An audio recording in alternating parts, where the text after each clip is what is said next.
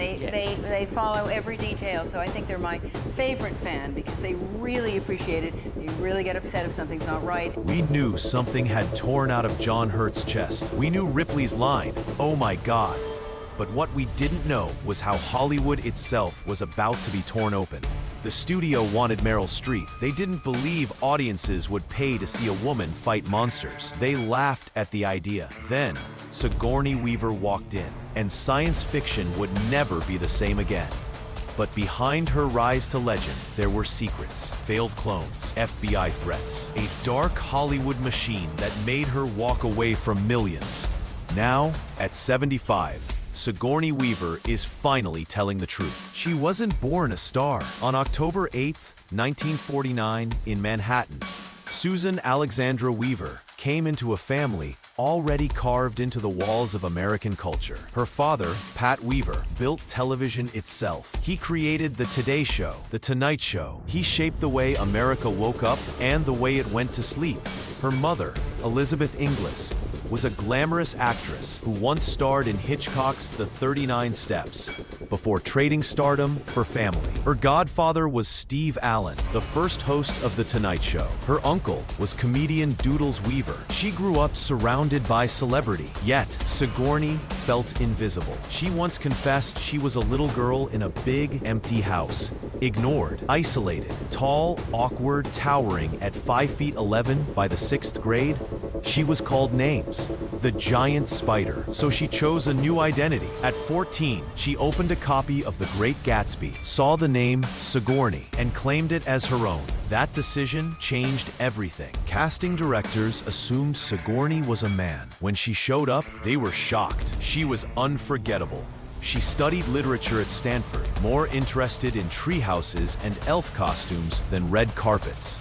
Acting, she thought, was silly, but after working on a farm in Israel, she discovered what was missing: storytelling. Yale School of Drama was her crucible. Her classmates, Meryl Streep, and professors who sneered at her. One told her flat out, "You have no talent. You should leave." But instead of breaking her, those words forged her. She dove into bizarre experimental theater, plays where she seduced refrigerators, roles where she carried live animals in her body. She collaborated with Christopher Durang, writing works so strange that critics called them punk theater. It was this raw weirdness, not polished Hollywood glamour, that caught the attention of director Mike Nichols, and then fate. Her first role was almost nothing. 6 seconds in Annie Hall. No lines, just a trench coat in the background. She made $50, spent it on a sandwich. But casting director Julia Taylor remembered her.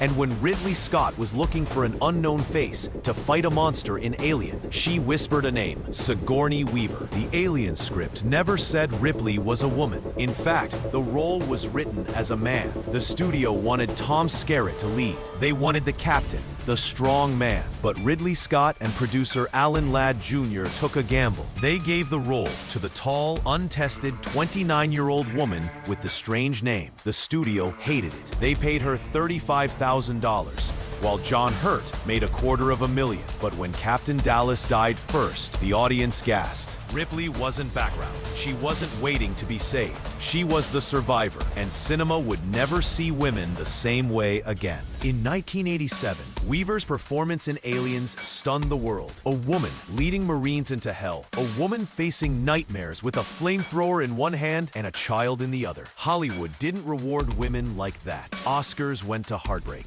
to romance.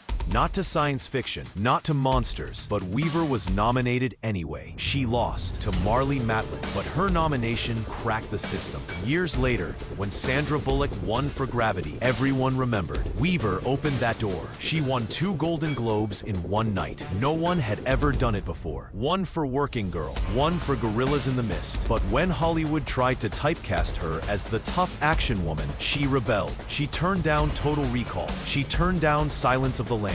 She chose The Ice Storm. She chose Death and the Maiden. Roles that gutted her. Roles that proved she wasn't just Ripley. But the Alien franchise kept pulling her back, and that's where the nightmare began. The original script was a masterpiece of madness. A wooden monastery in space. Monks who believed the xenomorph was divine punishment. Fox greenlit it, built sets. Then they panicked. The monastery was burned, replaced by a prison planet, and a 28-year-old music video director named David Fincher was thrown into the fire. Every morning, he fought the studio. Every night, they tore apart his work. Crew mocked him. Producers humiliated him. One even told him, "You could piss on a wall for 2 hours and call it Alien 3. It'll still make 30 million. For Sigourney, it was worse. Fox fought her every step. They didn't want her shaved head. They didn't want Ripley unattractive. She refused. They retaliated, stripping her producer credit, advertising the movie with the line, "The bitch is back." Weaver was furious. She wanted Ripley's death to matter. Instead, Fox forced the most grotesque ending possible. A chestburster mid-suicide. Even Fincher hated it. Weaver later said that moment was when she realized Hollywood didn't want stories. They wanted money. Alien Resurrection. But Ripley was gone. What returned was something else. Clone Ripley 8. Human and xenomorph. Fused with acid blood, with predator eyes, and in a lab, she found the failures, clones of herself, deformed, broken, suffering. One begged her to kill it. It was one of the most disturbing scenes in sci-fi, and Weaver embraced it. She wasn't Ripley anymore. She was something darker, a mother of monsters. And then, in one take, she did the impossible. She threw a basketball over her shoulder, blind, and made the shot. The crew erupted. Ron Perlman broke character screaming, "Holy shit!" It became legend. One real moment in a sea of CGI. In 2004, Fox dangled millions in front of her. Alien versus Predator. She refused. To her, it was a circus act. "It's like making Jaws fight Godzilla," she said. She had already killed Ripley to keep her from being cheapened, and she meant it. Weaver chose her battles. She voiced Ripley in Alien Isolation, a video game that terrified fans in ways the films had forgotten. She returned to Broadway. She ranted off script for 7 minutes once. The playwright kept it. She mocked herself in Galaxy Quest, wearing impractical costumes just to tear down the absurdity of women in sci-fi. And she stepped into activism for gorillas, for women's rights, for the planet. At 61, she played a 14-year-old Na'vi girl in Avatar, The Way of Water. No AI, just her, reliving adolescence, channeling her teenage diaries. She's been married 40 years, raised a daughter, Charlotte, who is now a professor of digital storytelling, and she has never stopped speaking up for women's pay, for conservation, for climate justice, even risking arrest at protests. Sigourney Weaver walked away from millions. She walked away from Ripley, not because she didn't love the character, but because she loved her too much to let Hollywood devour her. She faced studios that mocked her, actors who feared her height, directors who called her hysterical, and she turned every insult into power. From the girl ignored in a big house to the woman who fought monsters, on screen and off. And in the end, her story isn't just about Ripley. It's about survival, about defiance, about one woman who proved that Hollywood's greatest monster was Hollywood itself.